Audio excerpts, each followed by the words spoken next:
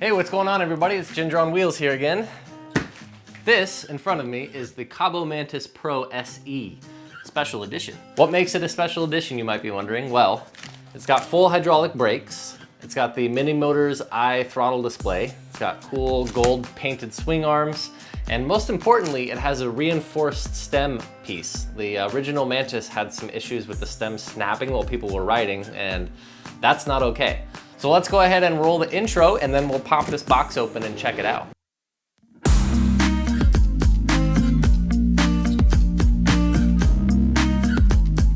Okay, so here it is.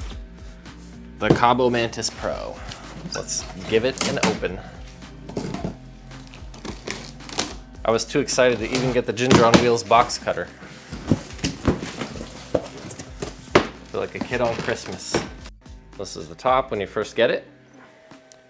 And inside these little holes here in the foam, we have got wheel lug nut covers, I think. Ooh, the cool Kaabo emblem for the front of the scooter. And then your classic standard multi-tool. Most scooters come with this tool, but it's got a bunch of screwdrivers and hex wrenches and things that you're gonna need to assemble and do maintenance on your scooter. Apologies if you can hear my HOA leaf blower guy. He is out every day and there's nothing I can do about him, and I promise you, it bugs me more than you. Okay, so on top, this foam piece, handlebars.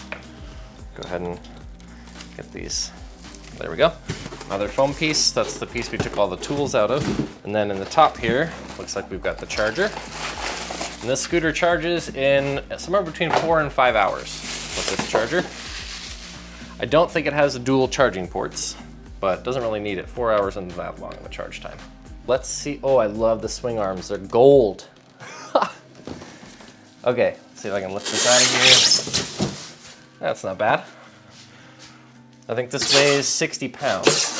This noise. Oh, that's the worst noise I've ever heard in my adult life. Let's see what they got in here. I usually miss the manual. There it is. User manual. We're super committed to ensuring small issues can be taken care of easily by releasing the bulk amount of comprehensive video tutorials on our official YouTube channel. And this is extremely unique to Voromotors.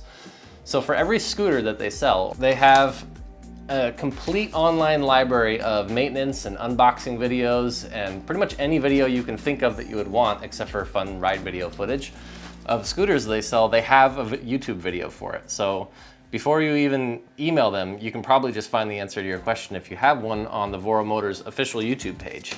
There's a couple times when I asked them questions about the eMove Cruiser, and then they came back and their response was just a YouTube video. And they're like, you can find your answer at this section of the YouTube video. And I felt like an idiot because I didn't go through and look at the videos like I should have.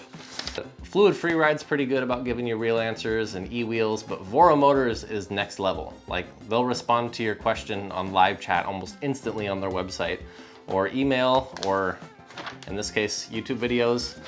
That's one of the huge perks that you pay for when you buy a scooter from Voromotors. So this is it, the Kaabo Mantis Pro SE. Check out these gold swing arms. Wow.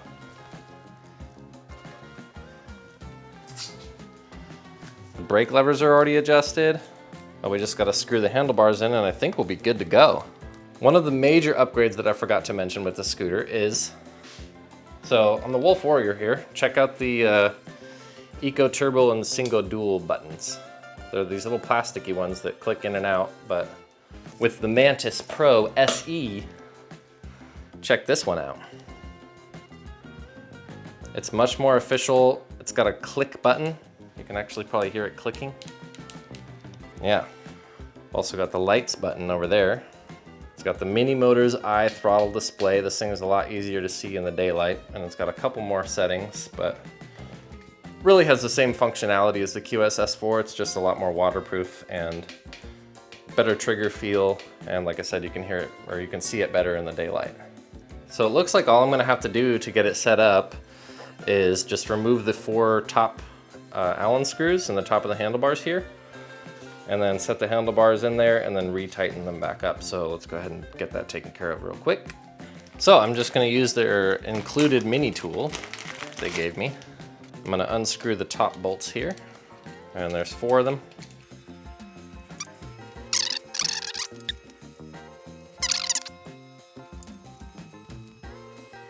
Okay, then we just take this latch off. But this is the top piece, and it's got a little hinge in the front here. You want to make sure that this hinge is facing the back of the scooter, because when the scooter folds down, this hinge clips into something in the rear fender to keep the scooter locked in the folded position. So all you have to do is place these bars in the center right here. Take the clamp, whatever you want to call this, and just push it down on top. And then you want to take your 4 screws and put your 4 screws back in the top.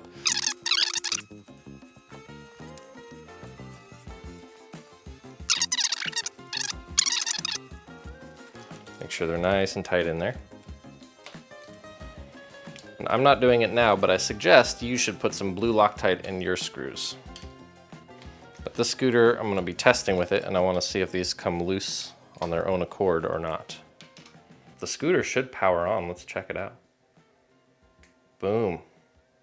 And there was light.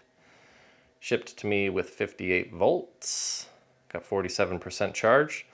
That's another advantage to the iThrottle display that some people like, is it's got an actual percent readout for the battery instead of just like 3 out of 5 bars.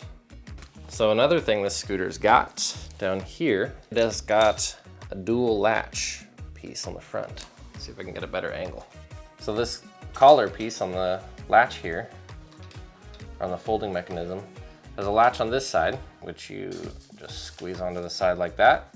And when you come around to this side of the scooter, it's got another latch over here. And this one goes like that. So it's got double latches here, reinforced. Check out these gold swing arms. Are those not the coolest thing you've ever seen on a scooter? It's got it on the front and on the back, on both sides.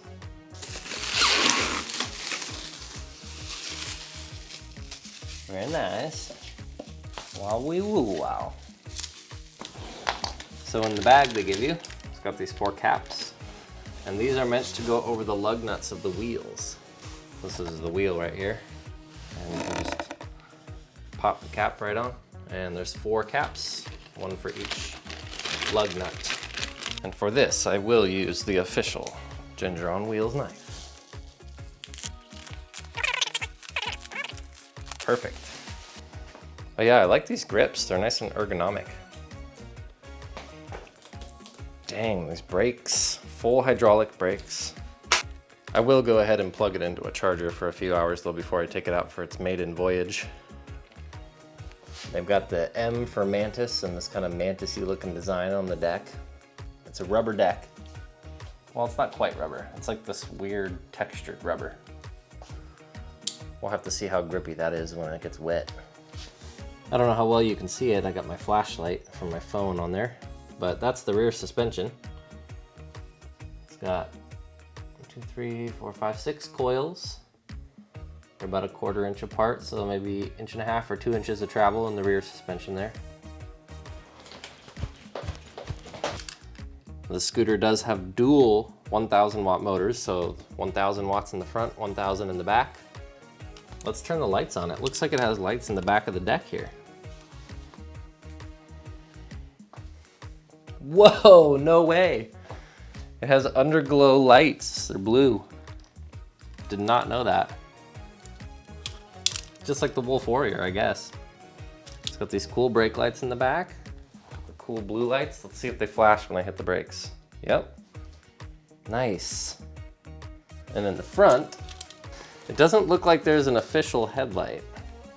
I just realized there's no headlight on the front, up here or at the top, but it has these 2 sort of runner lights in the front, like the Wolf Warrior does. So I imagine you're gonna need to stick your own auxiliary light on the handlebars up here, if you wanna do any sort of night riding, that is. Wow, this thing looks way cooler with the lights on, don't you think? So as I suspected, I've got 1 charge port over here towards the bottom of the deck. And then we've got the kickstand. Pretty solid kickstand. Got a nice clicking feature to it. The scooter doesn't want to fall over. That's good. That 010X kickstand is just deplorable. Let's see how the folding works, shall we? You unlatch these 2 latches up the top and slide this collar piece up. Not a huge fan of that collar piece.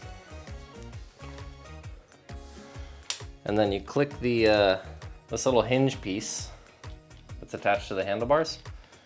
You just click that down into the little piece over there. So this is the little hook in the back of the deck. You can see it there right at the base of the fender. And that's the piece that the latch slides into, and the hinge. This goes like that. There's a little hole in the hinge in the back there, and it just slides right down onto that little clip. Ooh, heavy. 10 pounds heavier than the E-Move. I think the E-Move Cruiser is as heavy as you can get while comfortably lifting a scooter upstairs. This thing is a bit too heavy for me. You could probably make it up and down one flight or so, or put it in the trunk of your car, but anything past that, it's gonna be really heavy. And these are those full hydraulic brakes. It's got a nice little sleeve that runs along the brake line here. And the Zoom brakes, these are the same ones that are on the Wolf Warrior, believe it or not.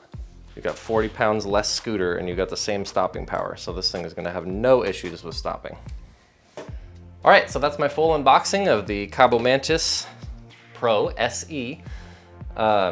If you're looking forward to watching me rip around on the bike trails around here and go off some jumps, take it through the mud, and really put this thing through the paces, make sure to subscribe to the YouTube channel, and I'll get those videos out just as soon as I'm done with the E-Move Cruiser full review, which is coming out this weekend.